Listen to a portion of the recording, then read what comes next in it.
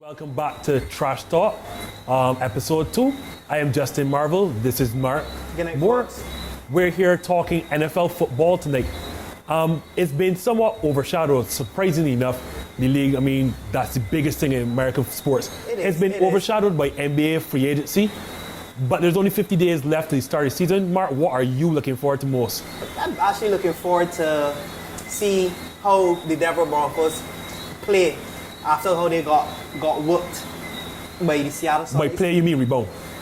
Well, bounce back. Yeah, bounce back. You know, because there's always that Super Bowl curse. The team that loses the Super Bowl usually have a very rotten year the next year. So I want to see if Peyton Manning is all as great as he is, because he's never really had that adversity.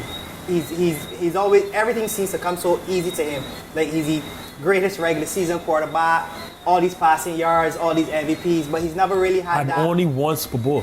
But that's why he said he's the greatest regular season quarterback. So that's what I asked. Do you think that his career, what would define his career when Peyton is done? Because me personally, I'm a Peyton Manning fan. I like him. But I honestly believe that if he doesn't win another one, he will not be able to cement his legacy as the best. I think he will always be overshadowed by Tom, and he's not going to be able to measure up to somebody like Dan Marino, even though he didn't win. I was going to say, Dan Marino is considered one of the best quarterbacks, and he has 0 championships. Or he may never even be measured up to Johnny Unitas or any of that. Not Johnny Unitas. I'm thinking San Francisco. Help me here, Richard. Kaepernick? Joe Montana is what I'm thinking. Right. With 5 championships. But I think that is that's a society thing. We look at say, okay, you're so great, it should be easy for you to win. But they gotta understand, when you play sports, there's so much going into it.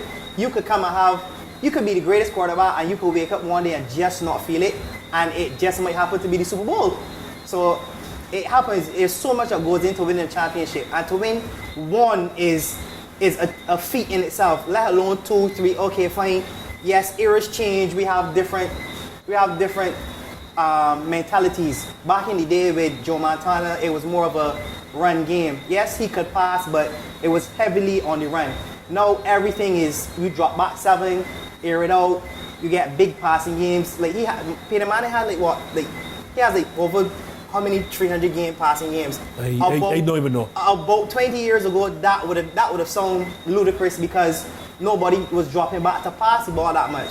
So it takes a full team effort to win a championship. He won one, may hurt his legacy, yes, but you can't play in this game, do what he does, and not be great. Well, let's touch on that, Mark. Why don't you tell the fans, since you're talking about team legacy and winning championships, why don't you tell the fans who you support and your legacy as your team? I back the Philadelphia Eagles. No, a little louder. I back the Philadelphia Eagles. Well, I'm not gonna spell it because I had a few drinks, so let me leave that out of here. Whoa. But I back the Eagles. I don't have the foundationary help with the education there, Marky. And you went to school where? The Queen's College. You mean with the girls? Yeah, I understand. Moving on. With all the girls. With all the girls. Moving on. I would like you to know the person who helps to produce this show went to Queen's College. It's very nice. She's a very lovely lady. Very lovely. You, on the other hand, I'm not a lovely lady. You're just not so lovely lady. You're just in the dojos, buddy. I backed the Green Bay Packers, who last won in 2010. And let me say this, not because I am just a fan, but I am. I expect to at least make the Super Bowl this year, coming out of the NFC. How are you going to get past? All right, I don't want to say me, because I really don't think we are a championship team right now. And how are you going to beat the 49ers? I was wondering that too. Or even Seattle. But before we continue, before Arizona beat Seattle this season, becoming the only team to have beaten Seattle in Seattle, Russell Wilson was the quarterback. Do you know that Monday Night Football game where I was robbed by a bunch of men in black and white who were not hoods, but do you know that I should have won that game? I was robbed. We know the whole Fail Mary, that's what they call it, Fail Mary Neal. We should have beaten Seattle in CenturyLink Field. The upgrades have made via the draft. Shoulda, woulda, coulda. Stop blaming the refs. You want a violate? Haha, Clinton Dix, who is not a joke. Now you saw me putting that one there. we've brought him in from Alabama as safety to help with our very shoddy pass defense. If I get Clay Matthews, who is, in my mind, the best pass rushing linebacker in the game right now, if I can get him healthy for all 16 games and the entire postseason, with Aaron Rodgers and a retooled and healthy wide receiving core, I do not see why I cannot go into Seattle and beat Seattle. I cannot see why I cannot go into San Francisco and beat them, because these teams have not. Okay. Seattle has, and San Francisco, the class of the NFC, has not blown me out in any games. I will give you, you could beat San Francisco at home. But that 12th man is no joke. That 12th man went to MetLife Stadium and threw who arguably the greatest quarterback in the last 10 years off of his game. All right, you're referring to Tom Brady's game. Well, before that, you referred to Tom Brady's game. What about, you do know, we talk about San Fran and Seattle, we talk about Seattle's field as if it's almost impenetrable. Colin Kaepernick going away from Michael Crabtree at the end of his drive. Say he goes somewhere else in midfield or to the left side and gets a score. You do know we're talking about San Francisco in the Super Bowl and not Seattle. We are. So it is not as if the Seahawks cannot be beaten inside 3 saying they can't be, but what I'm saying is this is the one sport where home court advantage really plays that gives you that extra mile, because when that crowd starts, there's no way you can tell yourself, yo, how we can get beat here?